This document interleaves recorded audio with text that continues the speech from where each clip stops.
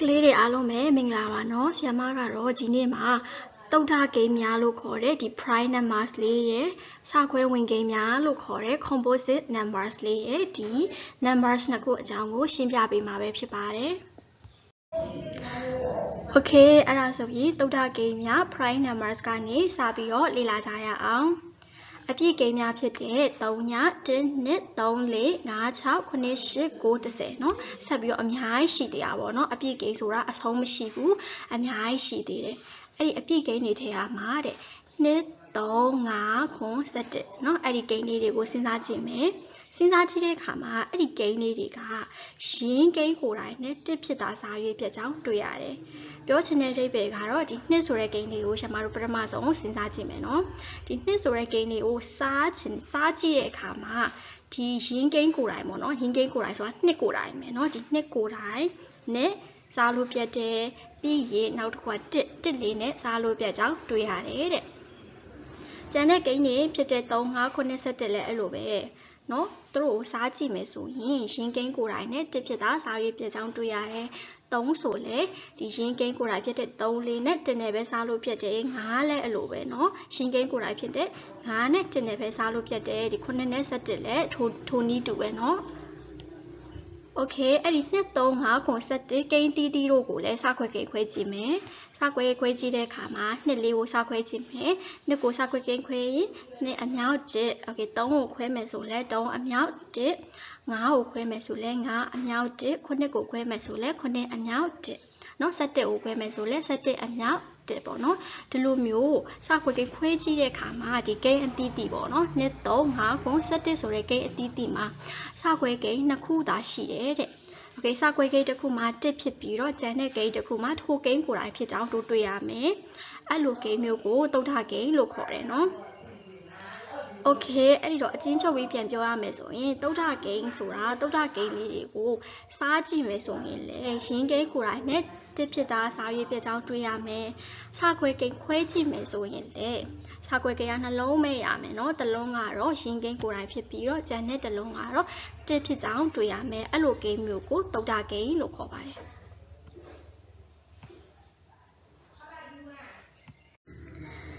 တစ်ထက်ကြီးသောအပြည့်ကိန်းတစ်ခုမှာတဲ့စခွဲကိန်းခွဲတဲ့အခါမှာတစ်နဲ့ထိုကိန်းသာရှိရင်ထိုကိန်းသည်တုတ်ထကိန်းဖြစ်သည်တဲ့တစ်ထက်ကြီးသောအပြည့်ကိန်းဆိုတော့နှစ်ကနေစမယ်နော်ဒီနှစ်လေးကိုစခွဲကိန်းခွဲကြည့်မယ်ဆိုရင်တစ်အမြောက်နဲ့နော်စခွဲကိန်းနှလုံးမဲ့ရမယ်တစ်လုံးကတော့တစ်တစ်လုံးကတော့ထိုကိန်းကိုယ်တိုင်အဲ့လိုကိန်းမျိုးကိုတုတ်ထကိန်းလို့ခေါ်ပါတယ်အဲ့ဒါဆရာမပြီးခဲ့တဲ့ slide မှာရှင်းပြပြီးသွားပြီနော်တုတ်ထကိန်းဆိုတာ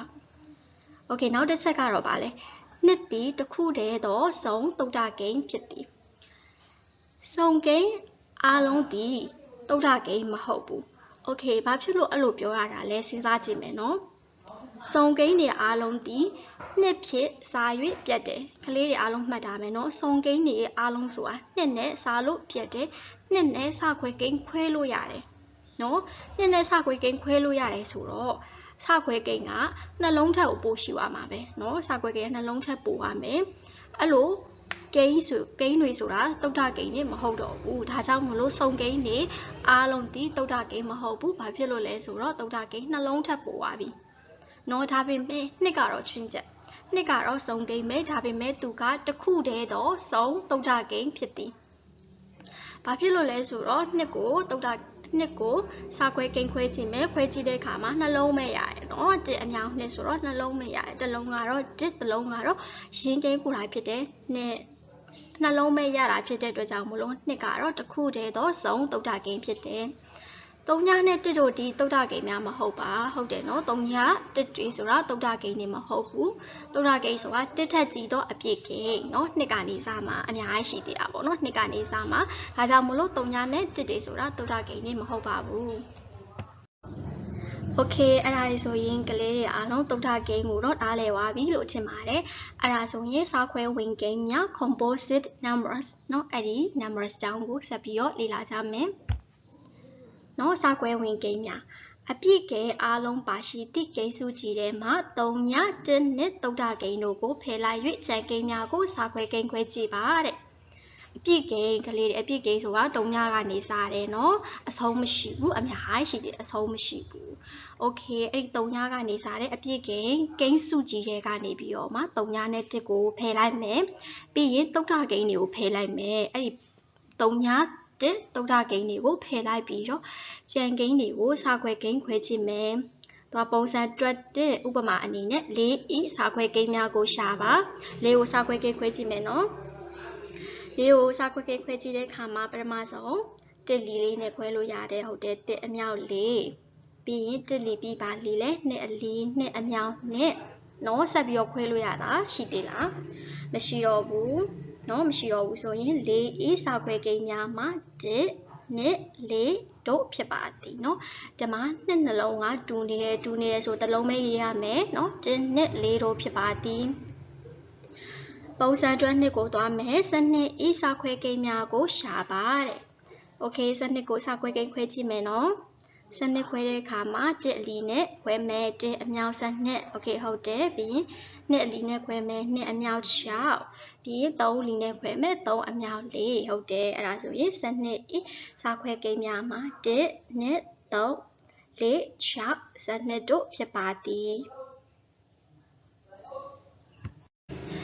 အပြည့်ကိန်းများအားလုံးပါရှိသည့်ကိန်းစုကြီးထဲမှာ3ည1နှစ်သုဒ္ဓကိန်းတို့ကိုပယ်လိုက်လျင်ကျန်ကိန်းများမှာစခွဲကိန်းနှလုံးထပ်ပို့ပြီးတော့ရှိတဲ့အကြောင်းကိုတွေ့ရပါတယ်။နော်ဒီအပြည့်ကိန်းစုကြီးတွေကနေပြီးတော့မှဘာတွေကိုပယ်မှာလဲဆိုတော့3ညရဲ့1ရဲ့သုဒ္ဓကိန်းလေးတွေကိုပယ်လိုက်မယ်။ပယ်လိုက်တဲ့အခါမှာကျန်ကိန်းများမှာစခွဲကိန်းနှလုံးထပ်ပို့ပြီးတော့ရှိကြောင်းတွေ့ရတယ်။ခဏတော့ကပြီးခဲ့တဲ့ slide မှာကျွန်မတို့ခွဲကြည့်ပြီးသွားပြီနော်စခွဲကိန်းလေးโอเคအဲ့ဒီလိုကိန်းများကိုစခွဲဝင်ကိန်းများဖြစ်တယ်အလိုကိန်းများကိုစခွဲဝင်ကိန်းများလို့ခေါ်ပါတယ်စခွဲဝင်ကိန်းတွေကပါလဲဒီမှာသူပြောရဲ4တို့6တို့8 9 10 12 14 16 18 etc အများကြီးရှိသေးတယ်เนาะစခွဲဝင်ကိန်းတွေဘာဖြစ်လို့စခွဲဝင်ကိန်းလို့ခေါ်တာလဲစခွဲကိန်းနှလုံးထပ်ပို့ပြီးတော့ရှိလို့စခွဲဝင်ကိန်းလို့ခေါ်တာအဲ့ဆိုရှင်းလေးပဲเนาะသုဒ္ဓကိန်းနဲ့စခွဲဝင်ကိန်းဒီကိန်းတစ်ခုလုံးကိုအချင်းချုပ်ပြီးပြန်ပြောရမယ်ဆိုရင်သုဒ္ဓကိန်းကိုစခွဲကိန်းခွဲတဲ့အခါမှာစခွဲကိန်းနှလုံးပဲရမယ်တစ်လုံးကတော့တစ်လုံးကတော့အရှင်ကိန်းကိုယ်တိုင်စခွဲကိန်းနှလုံးထပ်ပို့ပြီးတော့ရှိမှာเนาะစခွဲကိန်းနှလုံးထပ်ပို့ပြီးတော့ရှိတဲ့ကိန်းများတွေကိုတော့စခွဲဝင်ကိန်းလို့ခေါ်ပါတယ်အဲ့ဒါဆိုရင်သုဒ္ဓကိန်းနဲ့စခွဲဝင်ကိန်းနှစ်ခုအကြောင်းကိုအားလုံးနားလည်မယ်လို့ထင်ပါတယ်เนาะနားထောင်ပေးတဲ့အတွက်အားလုံးကျေးဇူးတင်ပါတယ်ရှင်